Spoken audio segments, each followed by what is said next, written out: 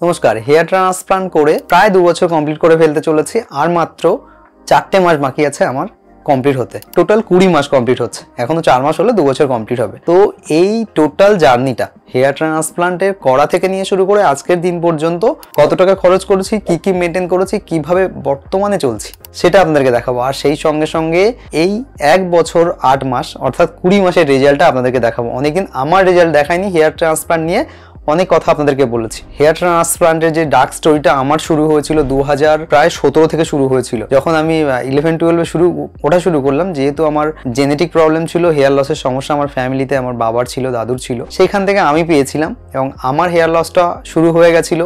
আমার কাছে তখন করার কিছুই ছিল না, বেসিক কিছু হয়তো শ্যাম্পু, হেয়ার সেরাম এই ধরনের কিছু জিনিস ট্রাই করেছিলাম সেই সময়, যতটা পেরেছিলাম, যতটা নিজের সামর্থ্য ছিল। কারণ আপনারা জানেন যে আমি যেখান থেকে বিলং করি, আমি আছি সুন্দরবন থেকে, সাউথ 24 পরগনার সুন্দরবন থেকে। এখান থেকে একদম সুন্দরবনের কাছেই আমার বাড়ি। তো এখান থেকে আমার কাছে কলকাতাতে যাওয়া মানে প্রায় 100 কিলোমিটার ডিস্টেন্স। সেখানে গিয়ে ডাক্তারবাবুকে দেখানো বা একদিনে ফিরে আসা কখনোই সম্ভব না। আপনাকে গেলে একদিন সেখানে স্টে করতে হবে, কারণ 3টে নদী পার হয়ে আমার বাড়িতে আসতে হয়। এটা ছিল আমার ডার্ক স্টোরি হেয়ার ট্রান্সপ্লান্ট, যেখান থেকে হেয়ার ফল শুরু হয়েছিল, হেয়ার লস হতে শুরু করলো। এবং এই হেয়ার লস হওয়ার কারণে আমার মাথার যে কন্ডিশনটা লাস্ট টাইমে যখন আমি 2023 সালে গিয়ে ট্রান্সপ্লান্ট করলাম, তখন কিন্তু একদম গ্রেড 3 যখন ডাক্তারবাবুকে দেখালাম, একদম শুরু এই ক্রাউন্ডের এই জায়গাটা নিয়ে শুরু করে দুটো সাইড থেকে নিয়ে শুরু করে একদম হেয়ার লস হয়ে গেছে এবং এইটুকু লম্বা করে একটা হেয়ার আছে, যে জায়গাটা অনেক বেশি থিন হয়ে গেছে এবং লুকিংয়ের মধ্যে অনেকটা পার্থক্য চলে এসেছে। তখন আমি নিজে ডিসাইড করলাম যে না, আমাকে এবার কিছু একটা করতে হবে।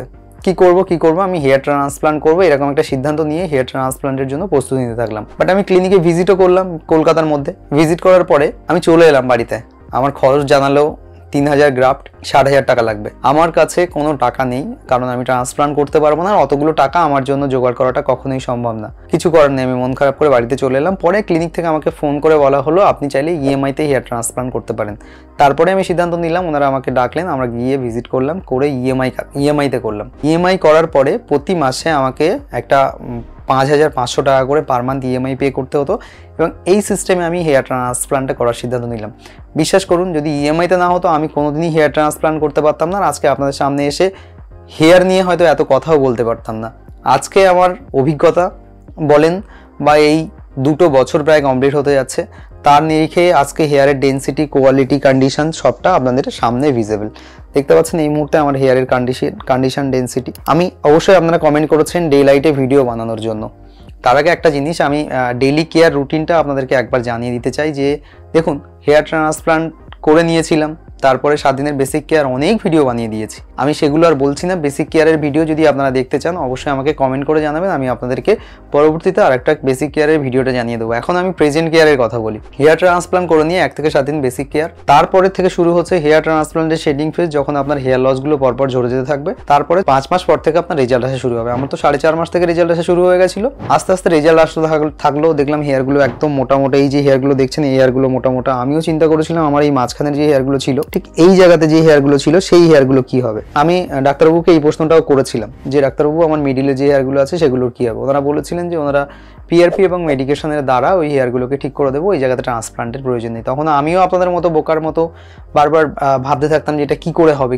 আমি নিজেই জানি না কি করে এটা সম্ভব হবে। তখন দেখলাম যে যখন আমি পিআরপি নিয়েছিলাম, আমি টোটাল 4টে পিআরপি করেছি হেয়ার ট্রান্সপ্লান্টের পরে। এখান থেকে প্রায় 3 মাস 3.5 মাসেরও আগে আমি একটা পিআরপি নিয়েছি, সেটাই ছিল আমার লাস্ট পিআরপি। আর তারপর থেকে কোনো পিআরপি নিইনি। বেসিক রুটিনটা আপনাদের বলি, তার মধ্যে কিন্তু আমি একবার পুরীতে ঘুরতে গেছি, সমুদ্রের জলে প্রচুর স্নান করেছি, সারাদিন স্নান করেছি। তারপরেও কিন্তু খুব বেশি হেয়ার লস আমার হয়নি। এবং বিশ্বাস করুন, যখন আমি বাইরে চলে যাই, না মিনক্সিডিল ব্যবহার করতে পারি, না ডার্মারেলের কখনো ইউজ করি, না খুব বেশি শ্যাম্পু করি। বাইরে গেলে যে কোনো নর্মাল শ্যাম্পু দিয়েই মাথাটাকে ওয়াশ করে নিই। যখন আমি বাইরে থেকে ম্যাক্সিমাম টাইমে আমি হয়তো বাইরে কোথাও ঘুরেছি বা পুজোর সময় বাইরে গেছি, সেক্ষেত্রে কিন্তু খুব বেশি কোনো কিছুই মেনটেন করিনি, যেভাবেই হয়েছে সেভাবেই। আরও একটা কথা জানিয়ে রাখি, হেয়ার ট্রান্সপ্লান্টের পরে আমি কিন্তু স্মোক করি, বাট খুব কমই স্মোক করি, তাতেও আমার কোনো অসুবিধা হয়নি। বা যারা হেয়ার ট্রান্সপ্লান্ট করে নিয়েছেন যে খুব বেশি স্মোক করলে সমস্যা হতে পারে বা স্মোক করলেই সমস্যা হতে পারে, এমনটা কিন্তু না। তারপরেও যদি বলেন যে অ্যালকোহল নেওয়ার জন্য, সেক্ষেত্রেও আমি দেখেছি তাতেও খুব একটা সমস্যা হয়নি। বাট বিশ্বাস করুন, এগুলো রেগুলার না নেওয়াই ভালো, এটা স্বাস্থ্যের জন্য ক্ষতিকারক। তো চলুন আজকে রেজাল্টটা দেখাই। অনেকে বলেছিল দাদা কাঠের চিরুনি ব্যবহার করুন। আমি যখন পুরীতে গেছিলাম তখন আপনাদের কথা শুনে একটা কাঠের চিরুনিও নিয়ে এসেছি এবং এই মুহূর্তে যে কন্ডিশনটা দেখতে পাচ্ছেন, এটা হচ্ছে আমার হেয়ারের কন্ডিশন। তো 1 বছর 8 মাসে আমার হেয়ারের ডেন্সিটি আর প্রথম থেকেই আমি হেয়ারগুলোকে একটু বড় বড় রাখি।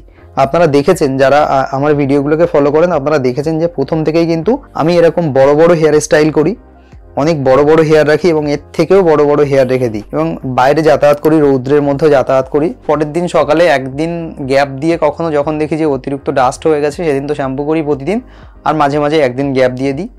বাড়িতে থাকলে একদিন পর পর আমি মিনক্সিডিলটা ইউজ করি। আর প্রথমে 0.5 যে মিনক্সিডিলটা ছিল সেটা আমি ইউজ করেছিলাম, বেসিক যে নর্মাল মিনক্সিডিলটা। এই মুহূর্তে আমি এটা যেটা ইউজ করছি জুইভার টপিক্যাল সলিউশন, যেটা হচ্ছে anti hair fall pro plus i16 remedy যেটা লেখা আছে। এখান থেকে চাইলে আপনারা এটাকে পারচেস করতে পারবেন, অনলাইনেও পারচেস করতে পারবেন। যদি পারচেস করতে না পারেন আমাকে হোয়াটসঅ্যাপ করবেন, আমি আপনাদেরকে লিঙ্ক দিয়ে দেবো, সেখান থেকেও চাইলে আপনারা গিয়ে পারচেস করে নিতে পারবেন অ্যামাজন বা ফ্লিপকার্ট থেকে। এই মিনক্সিডিলটা আমি ব্যবহার করছি, 4টে পিআরপি নিয়েছি এই 18 মাসের মধ্যে। এবং এই দেখুন আমার কাছে আছে জনসন বেবি শ্যাম্পু। এই শ্যাম্পুটা আমি ইউজ করি প্রতিদিনই, ম্যাক্সিমাম দিনই আমি এই শ্যাম্পুটা সেখান থেকে ইউজ করে আসছি। আমি অন্য কোনো শ্যাম্পু ইউজ করি না এবং এইটাই বেসিক কেয়ার। তাহলে হেয়ার ট্রান্সপ্লান্ট করা থেকে নিয়ে শুরু করে শুধু শ্যাম্পু আর মিনক্সিডিল আমি এই পর্যন্ত খুব বেশি হলে 5টা মিনক্সিডিল আমি ইউজ করছি। এখনো পর্যন্ত এই মিনক্সিডিল আছে। এক একটা মিনক্সিডিল আমি হিসাব করে দেখেছি প্রায় আমার 3 মাস করে চলে যায় এক একটা মিনক্সিডিল, এবং একটা মিনক্সিডিলের দাম 1175 টাকা মতো দাম আছে মিনক্সিডিলটা। এটা দিয়ে আমার 3 মাস চলে যায়। এবং এই যে শ্যাম্পুটা আছে, যদি আপনি 100 গ্রাম শ্যাম্পুও ধরেন সেখানেও 100 টাকার মধ্যে আপনার হয়ে যাবে জনসন বেবি শ্যাম্পু। আমার কাছে যেটা আছে এটা 200 গ্রামের ফাইল আছে। তো এটাই হচ্ছে বেসিক কেয়ার। এবং 18 মাস পরে এসে আরও একটা জিনিস আপনাদেরকে জানিয়ে রাখি, আমি দেখিয়েছি যে ডার্মা রোলার। এই দেখুন আমার কাছে যে ডার্মা রোলারটা আছে, এটা আপনি ফ্লিপকার্টে 0.5 mm এর যে কোনো ডার্মা রোলার পারচেস করতে পারবেন, যার প্রাইস মোটামুটি 200 টাকা মতো আপনার পড়বে। ধরুন আপনার অনেকটা বেশি হেয়ার লস হচ্ছে বা অনেক বেশি হেয়ার লস শুরু হয়ে গেছে, তখন আপনি কি করবেন? তখন আপনি চাইলে ডার্মা রোলার ইউজ করতে পারেন, মিনক্সিডিল ইউজ করতে পারেন, শ্যাম্পু করতে পারেন। এবং আরও একটা জিনিস আপনাকে ইউজ করতে হবে, সেটা হচ্ছে ফিনেক্স ট্যাবলেট। এই ফিনেক্স ট্যাবলেটের ব্যাপারটা নিয়ে আপনারা অনেক বেশি ভয় পান, বাট বিশ্বাস করুন ফিনেক্স ট্যাবলেট ডাক্তারবাবু আমাকে এটাও জানিয়েছে যে ট্রান্সপ্লান্টের ধরে নাও তোমার আজকে 18 মাস হয়ে গেছে, দেখা যাচ্ছে 2 মাস পরে তোমার আবার অ্যাক্টিভ হেয়ার লস শুরু হতে যাচ্ছে, তখন কিন্তু তোমাকে আরও 1 থেকে 1.5 মাসের জন্য আবার ফিনেক্স নিতে হবে। নিয়ে আবার ফিনেক্স 8 মাসের জন্য বা 4 মাসের জন্য 5 মাসের জন্য বন্ধ থাকবে, তারপরে আবারও 1 মাস ফিনেক্স নিতে হবে। তাহলে যখন আপনার টেস্টোস্টেরন লেভেলটা বাড়ছে তখন ফিনেক্সটা দিয়ে টেস্টোস্টেরন লেভেলটাকে কমিয়ে দেওয়া হচ্ছে এবং অ্যাক্টিভ হেয়ার লসটাকে কন্ট্রোল করা হচ্ছে। এটাই হচ্ছে মেন ব্যাপার। আর এটাই ছিল হেয়ার ট্রান্সপ্লান্টের মূল জার্নির কথা। এবং আমার যে রেজাল্টটা এই মুহূর্তে আছে খেয়াল করে দেখুন, আমি আপনাদেরকে খুব ভালো করে দেখানোর চেষ্টা করছি কত বড় বড় হেয়ার রেখে দিয়েছি। দেখেছেন খেয়াল করে? আমি সব সময় বড় বড় হেয়ার রেখে দিই। এবং সেই সঙ্গে সঙ্গে ডোনার এরিয়ার কন্ডিশনটা এই মুহূর্তে দেখতে পাচ্ছেন, ছোট ছোট করে কাটা আছে ডোনার এরিয়াটার কন্ডিশন। এটা হচ্ছে আমার ডোনার এরিয়ার কন্ডিশন। এবং টেম্পল থেকে শুরু করে বিয়ার লাইন দুটো সাইডেই আমার হেয়ার ট্রান্সপ্লান্ট করা হয়েছিল, এখানেও আর এখানেও। আর এই মুহূর্তে হেয়ারের কন্ডিশনটা ঠিক এরকম একটা প্রেজেন্ট কন্ডিশনের মধ্যে আমার হেয়ারগুলো আছে।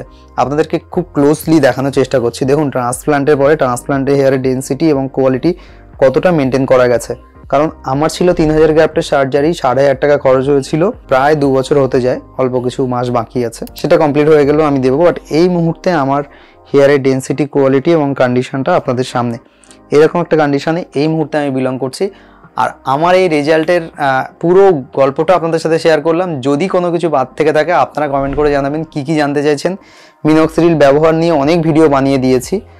আর এটাই টোটাল আমার হেয়ার ট্রান্সপ্লান্টের জার্নি। অবশ্যই চ্যানেলে নতুন হয়ে থাকলে চ্যানেলটিকে সাবস্ক্রাইব করবেন। যে কোনো সমস্যার জন্য আমাকে হোয়াটসঅ্যাপ করবেন, স্ক্রিনে হোয়াটসঅ্যাপ নাম্বার দেওয়া আছে, ডেসক্রিপশানেও আমার হোয়াটসঅ্যাপ নাম্বার দেওয়া আছে। সরাসরি আমাকে হোয়াটসঅ্যাপ করবেন, করে আপনাদের প্রবলেমগুলো জানাবেন। আর ভিডিওটি দেখার জন্য আপনাদেরকে অসংখ্য ধন্যবাদ। চ্যানেলটিকে সাবস্ক্রাইব করে সঙ্গে থাকবেন।